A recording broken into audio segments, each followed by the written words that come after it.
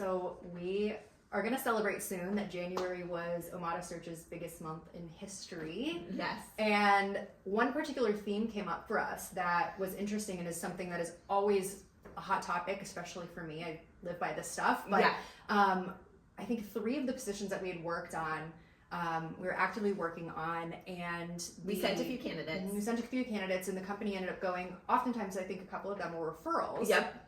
And the company ended up making an offer to a candidate on their own internally, and those offers were declined, and so we had to kick the search, not back off, but pick things back up, and we ended up filling those positions. And the theme that we came to find is that the topic of compensation was the reason that these candidates declined. There really wasn't that conversation of compensation on the front end until they got to offer stages. Yeah. Each time we talk to a candidate, we reiterate, hey, you know, this is the range that we talked to them about, this is what you're looking for, we just want to be on the same page as we continue the process. And I think, you know, it's a simple thing, but we've been doing that for the entire time we've been recruiters, and that goes to show just this month alone that it makes a difference when you have those conversations. So when we've got to the final stages, that was never an issue for us. Yeah.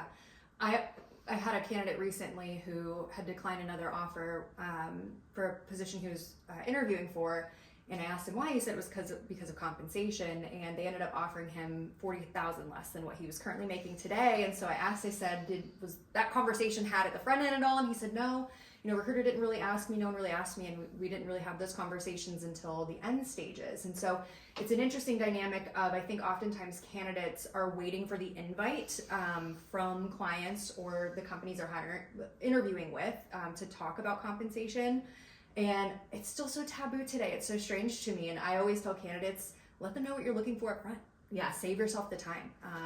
They sometimes think it's inappropriate or rude in an interview, but that's what's nice about our job is we can have that conversation too. If they get uncomfortable in an interview or just don't feel like it's the right time, you know, we'll have a call with them after for some feedback, and we can kind of relay that information to the hiring manager, which also makes the process more seamless and part of what makes us good at what we do.